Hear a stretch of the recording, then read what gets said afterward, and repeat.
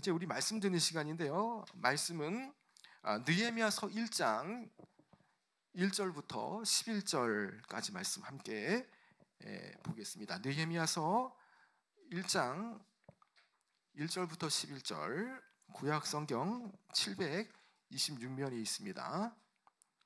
제가 먼저 느헤미야서 1장 1절 말씀 먼저 읽겠습니다.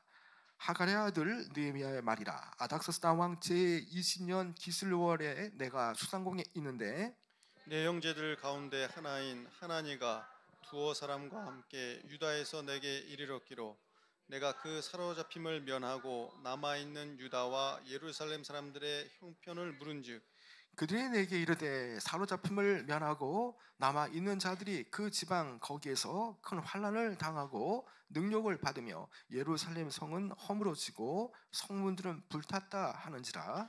내가 이 말을 듣고 앉아서 울고 수일 동안 슬퍼하며 하늘의 하나님 앞에 금식하며 기도하여 이르되 하늘의 하나님 여호와 크고 두려우신 하나님이여 주를 사랑하고 주의 계명을 지키는 자에게 언약을 지키시며 긍휼을 베푸시는 주여 간구하나이다. 이제 종이 주의 종들인 이스라엘 자손을 위하여 주야로 기도하오며 우리 이스라엘 자손이 주께 범죄한 죄들을 자복하오니 주는 귀를 기울이시며 눈을 여시사 종의 기도를 들으시옵소서. 나와 내 아버지의 집이 범죄하여 주를 향하여 크게 악을 행하여 주께서 주의 종 모세에게 명령하신 계명과 율례와 규례를 지키지 아니하였나이다. 옛적에 주께서 주의 종 모세에게 명령하여 이르시되 만일 너희가 범죄하면 내가 너희를 여러 나라 가운데 흩을 것이요 만일 내게로 돌아와 내 계명을 지켜 행하면 너희 쫓긴 자가 하늘 끝에 있을지라도 내가 거기서부터 그들을 모아 내 이름을 두려고 택한 곳에 돌아오게 하리라 하신 말씀을 이제 청하건대 기억하소서. 이들은 주께서 일찍이 큰 권능과 강한 손으로 구속하신 주의 종들이요 주의 백성이니이다. 함께 읽겠습니다. 주여 구하오니 귀를 기울이사 종의 기도와 주의 이름을 경외하기를 기뻐하는 종들의 기도를 들으시고 오늘 종이 형통하여 이 사람들 앞에서 은혜를 입게 하옵소서 하였나니 그때 내가 왕의 술관원이 되었느니라. 아멘. 흔히 느헤미야를 위로와 소망의 지도자라고 말하죠. 이름 그대로 이 느헤미야는 여호와의 위로라는 뜻을 가진 사람입니다. 그 뜻의 이름에 맞게 그의 삶은 전적으로 하나님의 위로를 전하는 자, 소망이 없는 곳에 소망을 나타낸 자라고 볼 수가 있습니다. 1절과 11절에 보면요, 그가 느헤미야 수상궁에 있는 그런 술관원이라는 사실을 우리가 알게 되어지죠. 그가 비록 오랫동안 이 바사 제국, 이 페르시아 제국의 높은 관리로 있었지만 그는 여전히 그 순간에도 매 순간마다도 폐허된 조국을 위해서, 그리고 그 폐허된 조국에 남아 있는 그 고통받는 동포들을 잊지 않았다라는 것입니다. 그가 틈틈이 기회 있을 때마다 사람을 보내어서 예루살렘 현지의 상황을 그가 들었는데요. 자, 여러분, 2절에 보면 그가 어떤 식으로 이 유다 땅에 있는 그 고통받는 자들의 소식을 그가 잘 알게 되었겠습니까? 여러분, 2절에 그 내용이 나오죠. 여러분, 2절 한번 읽어볼까요? 시작.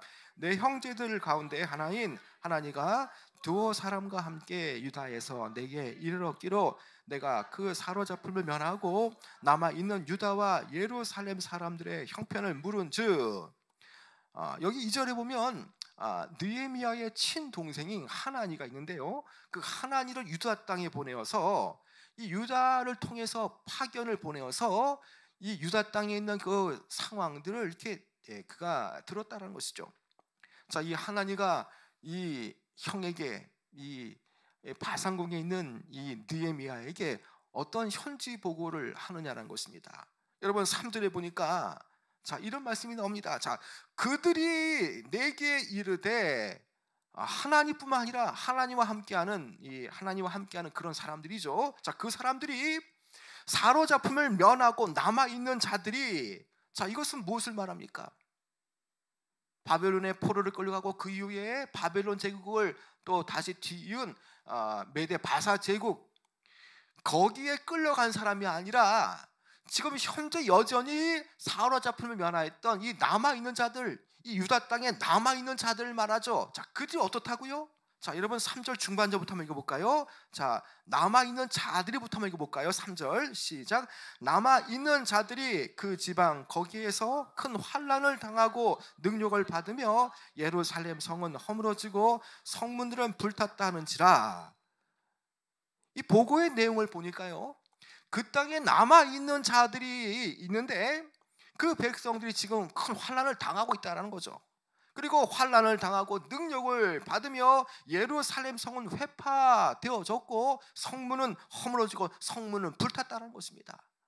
나라를 잃은 백성들은요, 주권이 없기 때문에 또 이 성문 자체가 다 불타 없어졌기 때문에 자신들 스스로 자신들의 어떤 그 안전을 안위할 수 없는 그런 상황이죠. 그러니까 이방 족속들에 의해서 환난을 당하고 능욕을 당하는 그런 일들이 지금 비일비재하고 있다는 것을 우리가 요 작은 단서를 통해서 알 수가 있죠. 여러분, 고대에는요, 이 고대 시대에는 성벽은 이 국가 안전을 위한 최선의 방어선입니다. 자, 그런데 성벽이 무너졌다라고 말하죠. 성문이 불탔다라는 것은 사방의 적들에게 얼마든지 무방비 상태로 노출되어서 이 외적의 침략을 얼마든지 쉽게 받을 수 있는 그 상황이죠. 자, 결국 이 땅에 남아있는 자들 어떻습니까? 예루살렘의 성민들은요, 이민족들로부터 침략을 당하고 능력을 받았다는 것이죠.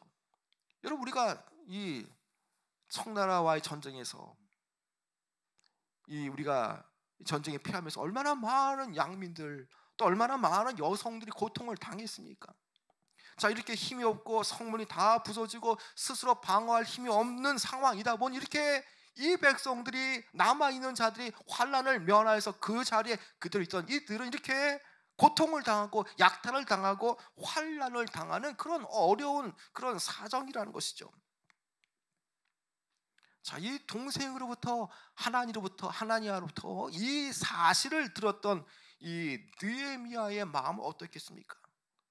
성벽은 다 허물어졌고 성문들은 불탔고 거기에 남아있는 이 유다 백성들은 다 비탄과 고통 가운데 처해 있다는 그 사실을 들었을 때에 느헤미야 마음은 너무나 슬펐고요, 정말 가슴이 찢어지도록 아팠던 것입니다.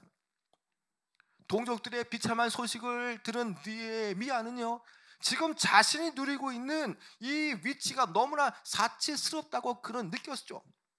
그래서 그가 고통 중에 있는 자신의 동족들을 위해서 무언가 해야 된다고 생각했습니다. 그저 손 놓고 마냥 이 수상궁에서 이 바사 제국의 고위 관리로서 그저 앉아만 있을 수 없다고 여겼던 것이죠. 이 당시 그 느헤미야의 시대를 보게 되어지면요, 이미 1차, 2차 이 귀환이 단행되어졌고요, 이 느헤미야 시대 때는 이제 마지막 흩어져 있는 이스라엘 포로들이 이제 3차로 귀환하는 시기였습니다. 그리고 이 3차 귀환 전에 14년 전에 2차 귀환 때에는요, 에스라를 중심으로 하여서 이 지역 자체에 이 종교적인 그런 이 신앙의 개혁 운동이 나왔습니다. 어느 정도는 신앙의 이제 기틀이 갖춰져 가고 있죠. 그러나 이 3차 기환 때에 느헤미야가 본 사실은요, 여전히 1차, 2차 이 기환자들이 남아있던 자들과 함께 성벽을 세우려고 하고 또 안전한 이 공동체를 만들기 위해서 뭔가 노력하더라도요, 여전히 그들은 그냥 허다한 무리에 불과했습니다. 왜 그렇습니까? 여러분, 그들에게는요, 성벽 재건이 꿈 같은 얘기였습니다. 성벽을 세우고 그 유다 민족들이 뭔가 좀 안전을 도모하려고 할 때마다 그 주변에 많은 그 아라비아 족속들, 또 주변에 많은 그런 민족들이 침략해 들어와서 성벽 재건을 할 수 없게 만들었다는 것이죠. 예루살렘 성벽 공사는 시작했지만 오랫동안 중단되었고요, 그로 인해서 모든 거민들이 약탈을 당하고 또 고통 가운데 있는 그런 상황이었다는 것이죠. 약탈당하고 핍박당하고 또 고통당하는 그런 말 그대로 최악의 상황이었던 것이죠. 당시 이스라엘 공동체는 이렇게 어두움 가운데 고통 가운데에 그저 하나님의 도우심만을 간절히 기다릴 수밖에 없는 그런 상황이었던 것이죠. 여러분 얼마나 비참하였습니까? 얼마나 비참한 상황입니까? 자, 그런데 그 느헤미야는 어떠한 사람입니까? 여러분 1절과 11절에 보면요, 그가 이 페르시아 수상궁의 이 바사 제국의 술관원이라고 말하고 있습니다. 여러분 술관원은요 아무나 할 수 있는 것이 아니죠. 여러분 왕이 가장 신임하며 믿는 사람 가운데에 그 왕을 보좌하고 정사를 논할 수 있는 그런 직책을 부여한 그런 자리라는 것이죠. 그냥 단지 술만 시중되고 따는 그런 자리가 아닙니다. 술을 같이 마시면서 정사를 논하고 국내외의 현안들을 다룰 수 있는 그런 이 직책이 바로 가장 최측근에서 술자리를 함께하는 술관원, 우리말로 말하면 비서실장과 같은 역할이라는 것이죠. 이 느헤미야가 지금 이런 역할을 하고 있다는 사실이죠. 이 술관원은 이렇게 왕과 사적인 대화와 왕의 이 조언을 해줄 수 있는 아주 상당한 영향력 있는 그런 사람이었습니다. 그는 이처럼 페르시아에서 남부를 것 없는 그런 이 직책을 가진 사람입니다. 유대인으로서 가장 높은 직책에 올라간 정치적으로 너무나 성공한 사람이었죠. 여러분 이 정도 되면요, 이 정도 되는 그런 이 프로필이면요, 정말 페르시아를 바사 제국을 자신의 조국으로 삼고 자기가 자신이 페르시아의 왕의 가장 높은 영광스러운 신하라고 말하며 그 이 영광 중에 자신의 동족과 자신의 조국을 쉽게 잊을 만도 합니다.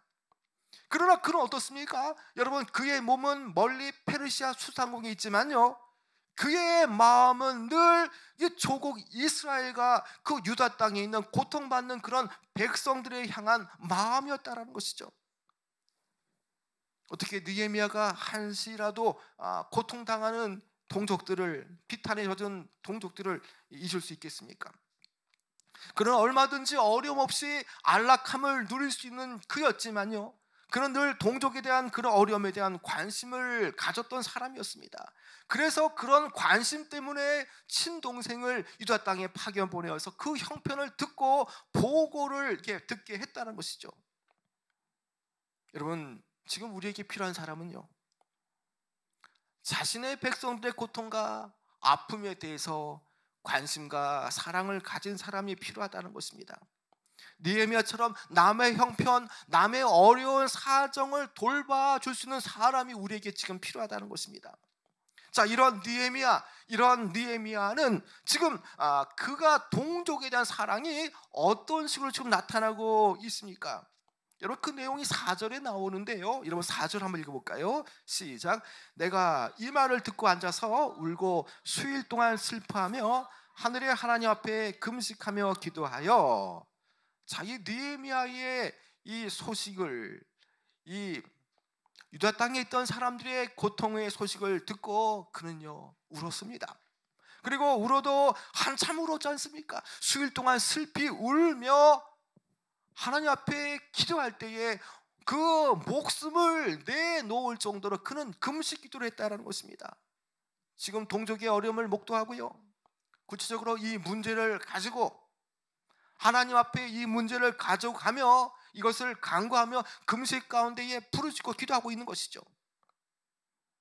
느헤미야의 눈물은 이처럼 고난에 처한 자기 민족을 향해 흘린 값진 눈물이라는 것이죠. 시편 126편의 내용을 보면요, 바벨론의 포로로 있던 자신들이, 이 이스라엘 사람들이 다시 고향 땅으로 돌아올 수 있던 것이 무엇입니까? 그래도 이스라엘 땅을 위해서, 이스라엘 동족들을 위해서 눈물을 흘리며 씨를 뿌린 자가 있었기 때문이라는 것이죠.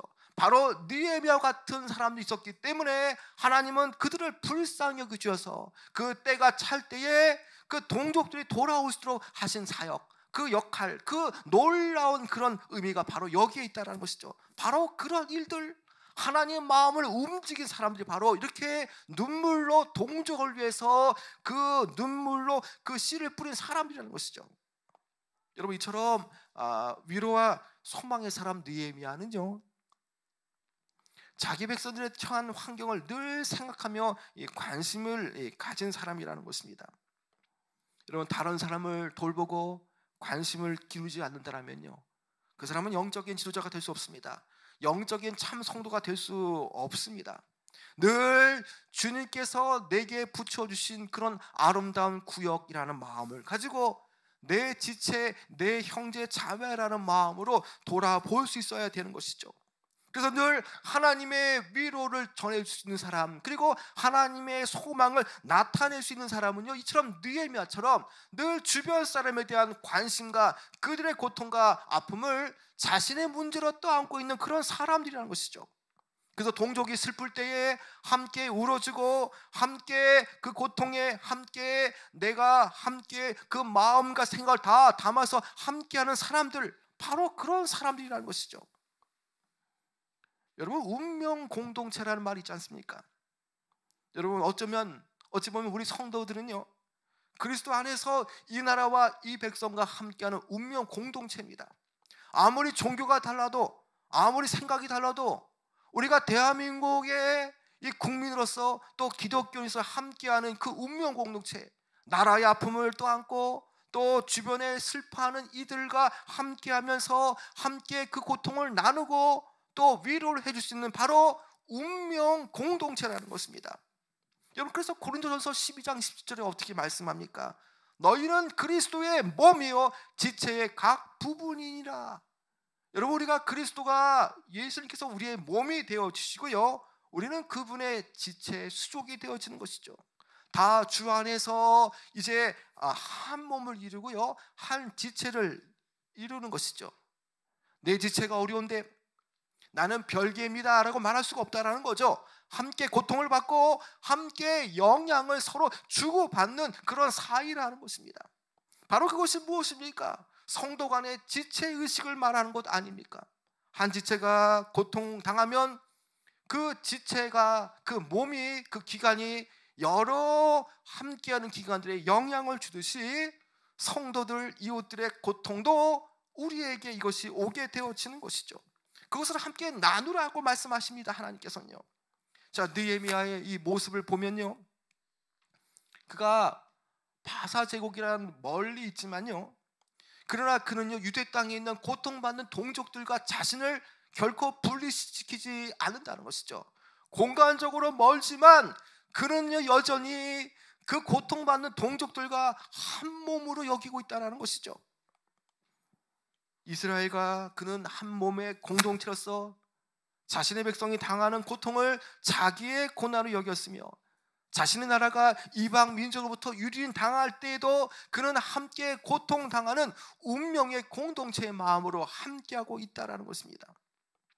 그는 얼마 동안인지 정확하게 알 수 없지만요, 유다와 예루살렘에 벌어지는 그 고통의 사건에 대해서 그는 안타까워하며 기도로서 이 문제 해결을 시도하고 있죠.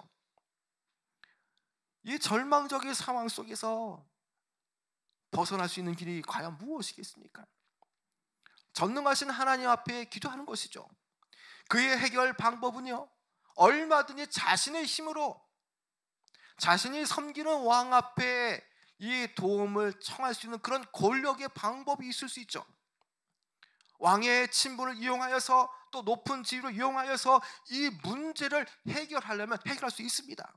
그러나 그는요, 이러한 지위와 이런 어떠한 그런 이 권력의 방법이 아니라 철저하게 주님 앞에 엎드리고 또 무릎 꿇으며 그 기도의 방법으로 이 동족의 아픔을 해결하기 위해서 그가 주님 앞에 지금 간구하고 있는 방식이죠.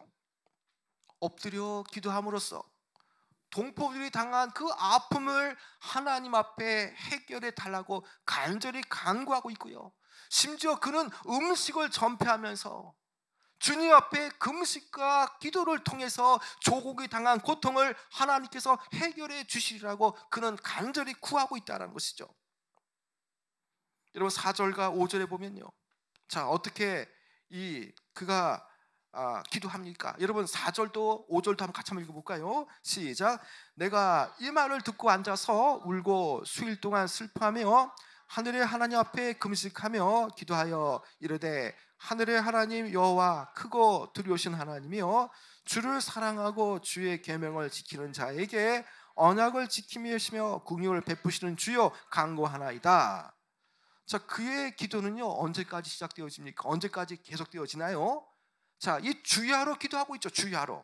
그리고 또 6절에 보면요, 자, 그는요 이제 주의 종들인 이스라엘 자손을 위하여 주야로 기도하며, 지금은 그들이 고통받고 있습니다. 처지가 너무나 이 안타까운 상황이지만요, 상황을 제대로 본다면 얼마든지 이들은 회복될 수 있는 주의 종들의 그 민족이라는 것이죠. 그래서 그가 이스라엘 자손을 위해서 밤낮으로 기도하고 있다는 것입니다. 그의 기도가 한두 시간 기도하고 그치는 것이 아닙니다. 수일을 밤낮으로 기도하고 있고 금식으로 기도하고 있습니다. 그가 얼마나 이 간절히 기도했겠습니까? 여러분, 그의 기도의 내용을 보면요, 어떤 자신의 일신상의 문제를 놓고 기도하는 것이 아닙니다. 어떤 자신의 그 가정사를 위해서 기도하는 것도 아니고요, 그의 출세를 위해서 어떤 높은 자리로의 영전을 위해서 기도하는 것도 아니라는 것입니다. 단지 그가 기도하는 이유는 딱 한 가지입니다. 도탄에 빠진 동족들을 위해서, 어려움 가운데 있는 자신의 동족들을 위해서 그저 그는 기도하고 있다는 것이죠. 여러분, 무엇이 그를 하고 이렇게 간절하게 금식하며 주야로 기도하게 만들었던 것입니까? 그것은 바로 자기 민족을 사랑했기 때문이라는 것이죠. 자기 동족을 너무나 사랑했기 때문에 그들을 외면할 수가 없었다는 것이죠. 여러분, 이처럼 여러분 소망과 위로의 사람들은요, 그 문제를 떠안고 그냥 문제만을 인식하는 것을 넘어서서요, 실질적인 그 문제 해결을 위해서 기도하는 사람들이라는 것이죠. 여러분, 그가 어떻게 기도합니까? 6절에 보면 하나님 백성들이 크게 범죄하였습니다라고 기도하면서 주님 귀를 여시고 눈을 여시사 종의 기도를 들으시옵소서, 나와 내 아버지의 집이 범죄하여라고 그가 고백하셨습니까? 마치 그의 기도는요, 이 모세의 기도처럼 이 광야의 노중에서 하나님의 진노를 사서 멸망의 위기에 직면한 그 자기 민족을 위해서 간절히 기도하는 그 모습과 너무나 비슷하다는 것입니다. 출애굽기 32장 32절에 그 내용이 잘 나오는데요, 그러나 이제 그들의 죄를 사하시옵소서, 그렇지 아니하시오면 원하건대 주께서 기록하신 책에서 내 이름을 지워버려 주옵소서. 하나님의 진노를 산 것은요, 금송아지를 신의 사자 만들어서 숭배함을 통해서 하나님 앞에 멸망당할 위기에 처했던 그런 상황입니다. 자, 그런데 그 동족들을 너무나 그가 고통 가운데, 그 고통 속에 있는 그 동족들을 보면서 그는요 그냥 있을 수 없었습니다. 그래서 그가 어떻게 기도합니까? 자, 주님 그들의 죄를 사하여 주옵시고 원하건대 내 이름이 기록되어진 책에서 내 이름을 지워버려도 상관없습니다. 그들을 구원하여 달라고 그가 기도하고 있다는 것이죠. 여러분, 느헤미야의 기도와 이 모세의 기도는요, 이스라엘 백성들을 향한 그 동족을 사랑한 그런 진한 사랑이 여기에 기도 안에 배어 있다는 것입니다. 여러분, 그가 이 위기와 고통에 처해 있는 그 백성들을 위해서 얼마나 간절히 기도하고 있습니까? 여러분, 10절과 11절에 그 내용이 또 잘 나오는데요, 여러분 10절과 11절 한번 읽어볼까요? 시작.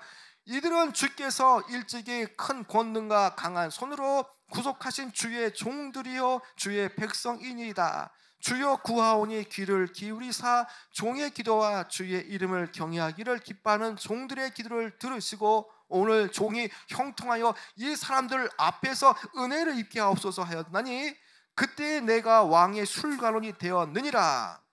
여러분, 여기에서 여러분 이 느헤미야 기도를 한번 눈여겨보시기 바랍니다.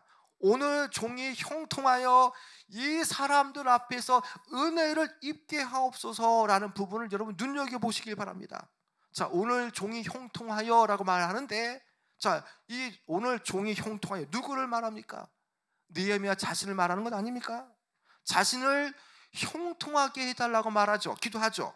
자, 누구 앞에서요? 자, 이 사람들 앞에서 이 지금 자신을 형통하게 해달라고 말하죠. 기도하죠. 그러면 이 사람들은 누굽니까? 지금 여러분 11절에 보니까요, 자, 그때에 내가 왕의 술관원이 되었느니라.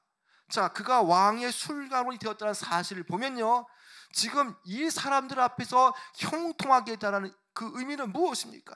바로 이 사람들 앞에서 은혜를 입게 해달라는 것은 바로 이 바사 제국의 왕인 아닥사스다 왕으로부터 은혜를 입게 해달라는 그런 기도를 하는 것입니다. 하나님께서 사람을 통해 역사하지 않습니까? 그가 술관으로 있는 것도 바로 이때를 위함이 아닌가라는 그런 마음처럼, 마치 에스더와 같은 마음으로 그가 지금 아닥사스다 왕을 섬기고 있는데, 아닥사스다 왕으로부터 그가 큰 은혜를 입어서 지금 이 고통 속에, 지금 이 고통 중에 있는 이 자신의 백성들을 구할 수 있도록 이렇게 하나님의 은혜를 덧입게 해달라고 그가 기도하고 있다는 것이죠. 여러분, 지금 이스라엘 백성들이 고통 가운데 왜 있습니까? 성벽이 회파되어지고 성문이 다 불타 없어지다 보니까 많은 그런 이민족들로부터 그들이 고통 가운데 있지 않습니까? 지금 문제는요, 그들이 위로받고 그들이 소망 있기 위해서는요, 가장 시급한 문제인 그 성벽 중건이 필요하다는 것이죠. 자, 그가 이렇게 그들의 고통 가운데에 지금 처해 있는 그 상황을 그는 분명히 보았고요, 이 왕으로부터 은혜를 입는 자가 되어지도록 그가 기도하면서 이 중보 기도에는 어떠한 경우에도 말뿐이 아닌 실질적인 문제를 해결해 주기 위해서 지금 그렇게 정확하게 기도를 하고 있다는 것이죠. 어떻게 해요? 식음을 전폐하고 주야로 어려운 동족들을 위해서, 어려운 백성들을 위해서 지금 그가 기도하고 있다는 거죠. 여러분, 이 간절한 기도는요, 동족을 향한 그 아픔에 대한 간절한 기도는요, 느헤미야의 그 소망의 비전으로 발전하게 되어지죠. 여러분, 비전이라는 것은요, 사람들의 고통과 어려움을 헤아릴 때 거기서부터 비롯되어집니다. 교회를 볼 때에도 어떤 사람들은 생각하지 않은데 내가 어떤 이 교회의 부분을 볼 때에 내 마음이 아프고 절이 온다. 여러분, 그 부분은 하나님께서 교회를 볼 때의 어떤 그 부족한 부분에 대해서 이 비전으로 주신 부분이라는 것입니다. 남이 못 느끼고 남들이 고통과 아픔을 헤아리지 못하지만 내가 그것을 볼 수 있다는 것은 무엇입니까? 그것이야말로 하나님께서 내게 주신 비전이라는 것이죠. 느헤미야는 지금 고통과 아픔을 헤아리다 보니까 결국에는 그들의 마음과 고통을 자신의 마음으로 내면화시키는 가운데에 그들에게 필요한 실질적인 그 필요를 알게 되었고요, 그리고 그 방식은 어떤 권력의 방법이 아니라 기도의 자리로 하나님의 도움을 간구하면서 그 필요를 채우려 가는 그 열망이 곧 비전으로 이렇게 발전되어진다는 것이죠. 백성들의 고통과 아픔을 헤아리는 마음이 그의 비전으로 나타나게 되었죠. 그것은 무엇입니까? 그들과 늘 마음이 함께 있기 때문에 그들의 고통과 어려움을 알았습니다. 거리상으로는 공간적으로 매우 먼 거리에 있지만 그들과 함께 마음을 합했더니 지금 그들이 무엇을 원하는지, 그들이 어떤 위로를 받기를 원하는지, 그리고 구체적인 해결할 수 있는 그런 계획까지도 그가 알게 되어졌다는 것입니다. 회파된 성벽과 불탈 성문을 재건하는데 느헤미야는 비전과 소명을 가졌습니다. 결국 이 사건은요, 느헤미야의 고국인 그 이스라엘 예루살렘으로 가게 하는 원인이 되어졌던 것이죠. 여러분, 그의 소명이 어떻게 구체적으로 실현되어집니까? 고통 가운데, 비탄 가운데 이들을 향해서 그의 비전과 소명, 그 기도가 어떤 식으로 실현되어졌느냐는 것입니다. 자, 하나님 앞에 엎드려서 그가 슬피 울고 금식 기도한 후에 왕 앞에서 구체적인 비전을 이제 설명하게 되어지는 때가 나타나지 않습니까? 여러분, 느헤미야서 2장 3절과 5절 한번 읽어볼까요? 어떤 식으로 이것이 해결되어졌는지 같이 한번 보도록 하겠습니다. 여러분, 느헤미야서 2장 3절부터 5절까지 한번 읽어보겠습니다. 시작. 왕께 대답하되 왕은 만세수를 하옵소서. 내 조상들의 묘실이 있는 성읍이 이제까지 황폐하고 성문이 불타싸우니 내가 어찌 얼굴에 수심이 없사리오까 하니 왕이 내게 이르시되 그러면 내가 무엇을 원하느냐 하시기로 내가 곧 하늘의 하나님께 묵도하고 왕에게 아뢰되 왕이 만일 좋게 여기시고 종이 왕의 목전에서 은혜를 얻었사오면 나를 유다 땅 나의 조상들의 묘실이 있는 성읍에 보내어 그 성을 건축하게 하옵소서 하였는데, 여러분 하나님께서 얼마나 놀랍게 이 지금 역사를 지금 만들어 가십니까? 느헤미야가 금식 기도하는 가운데에 왕이 그 모습을 보게 되어지죠. 자, 그러면서 어떻게 너의 얼굴에 수심이 가득하냐라고 이렇게 지금 묻죠. 그러면서 내가 무엇을 해주기를 원하느냐 말도 하지 않았습니다, 왕 앞에. 그런데도 왕이 수심 가득한 얼굴을 보고 내가 원하는 것이 무엇이냐라고 말할 때에 근 잠시 하나님께 하늘을 향해 기도하면서 왕에게 이제 왕께서 나를 좋게 여기시거든, 왕께서 보실 때 내가 분명히 은혜 입은 자라고 여기신다면 나를 유다 땅 조상들의 그 묘실이 있는 그 성읍 바로 예루살렘 보내어서 그 성을 건축하게 하옵소서라고 그가 이제 말하는 것이죠. 여러분, 느헤미야의 이러한 그 성을 중건하는 그 계획은요, 사실 그 고통 가운데 도탄 가운데 있는 그 백성들 향한 마음이 있었기 때문에 이것이 결국 결과적으로 기도를 통해서 함께 나타난 결과물이었다는 것입니다. 하나님께서 왕의 마음을 바꿔서 이 일을 허락하게 하셨다는 것이죠. 아닥사스다 왕이 조서를 꾸며서 직접 느헤미야가 안전하게 예루살렘을 갈 수 있도록, 그리고 성벽을 재건할 수 있는 모든 편의와 도움을 제공해서 이제 성벽 재건이 이제 시작되어진다는 것입니다. 그 성벽 재건이 3장에 나와 있는데요, 여러분 그렇습니다. 오늘 저와 여러분들도 마찬가지라는 것이죠. 이 느헤미야의 이 성벽 중건 프로젝트는요, 이 느헤미야의 비전은요 어떻게 생겨난 것입니까? 고통받는 자들에 대한 그 이 함께하는 마음을 가졌기 때문에 그들의 고통에서 해결할 수 있는 그 문제를 발견하게 되어졌고, 어떤 자신의 이익과 생각만 추구하는 그런 것이 아니라 정말 이 고통받는 그 이웃에 대해서 그가 괴로워할 때에 하나님 주신 그 사명이 여기서 발견되어지는 것이죠. 오늘 저와 여러분들은 분명 이 어두운 시대를 살아가는, 그리고 소망 없는 자들에게 소망을, 하나님의 소망을 말할 수 있는 느헤미야 같은 사람이 되어져야 합니다. 여러분 지금 이 시대는요, 느헤미야처럼 이 민족과 이 백성들의 고통 앞에서 위로를 줄 수 있는 사람, 또 기도하는 가운데에 하나님의 소망을 전해줄 수 있는 사람이 지금 필요하다는 것입니다. 여러분 지금 얼마나 이 나라가 국가적으로 또 안보와 경제 위기입니까? 동해상으로 얼마나 많은 북한이 미사일 쏘고 있습니까? 또 경제는 얼마나 위기입니까? 또 최근에 이태원의 많은 젊은이들이 얼마나 많은 참사를 겪으면서 지금 이 유가족들이 고통과 또 많은 이 직감적인 그런 이 민족의 아픔이 있습니까? 여러분 이런 상황 속에서 하나님은 어떤 사람을 쓰시고자 하는지 우리는 분명하게 느헤미야의 말씀을 통해서 우리는 깨달을 수 있어야 되는 것입니다. 여러분 느헤미야 같이 우리는 나라의 회복을 위해서, 나라의 안녕을 위해서, 고통받는 이민족들을 위해서 정말 소망 없는 이들, 또 위로가 진실로 필요한 자들에게 위로를 선포하고 소망을 말할 수 있고, 그들의 아픔과 함께할 때에 말뿐이 아닌 실질적인 그런 도움을 줄 수 있는 그런 느헤미야 같은 사람이 필요하다는 것입니다. 여러분 이 해결 방법은요, 아픔을 함께하면서 자신의 힘으로 할 수 없다는 마음을 품고 기도할 때에 이 문제가 해결되어졌고요, 이것이 그의 비전으로 남았다는 것입니다.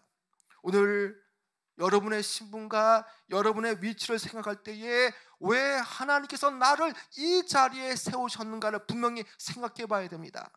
하나님께서 나를 이 직장에 보내신 이유, 나를 이 자리에 세우신 이유도 분명하게 하나님께서 위로가 필요한 자들에게 위로의 그런 하나님을 선포하고, 또 고통받는 자들에게 그 고통에서 해결될 수 있도록 나를 보내셨다는 사실을 우리는 깨달아 되어져야 하는 것입니다. 그래서 바로 우리의 위치가 바로 하나님의 소망을 말하라고 우리를 대신 보냈다는 사실을 우리는 알아야 되는 것이죠. 여러분 그냥 남이 하겠지, 남이 하겠지, 그거 아닙니다. 여러분, 저와 여러분이 지금 해야 됩니다. 느헤미야처럼 이 백성들의 고통과 염원, 이 나라의 영적인 어려운 상황, 여러 가지 그런 경적인 어려움, 또 여러 가지 아픔과 상황 속에서 내게 주신 그 마음, 또 이런 생각들, 이것은 다른 사람도 아니라 내게 주시는 비전으로 여기며 하나님의 위로를 선포하고 고통받고 있는 상황 속에 있는 사람들에게 그리스도의 참 위로와 소망을 줄 수 있는 느헤미야 같은 사람이 되어줘야 하는 것입니다. 여러분, 우리가 기도하면서 우리만 잘 되면 무슨 의미가 있습니까? 우리가 운명 공동체라면 우리는 분명히 나라와 함께해야 되며 이민족과 함께해야 되고 고통받는 이들과 함께 되어줘야 하는 것이죠.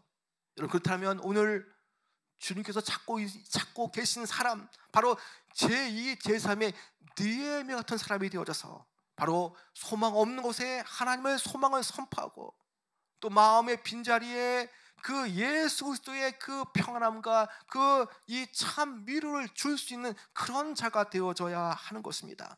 나 혼자 잘 먹고 잘 살고 그것은 비전이 아닙니다.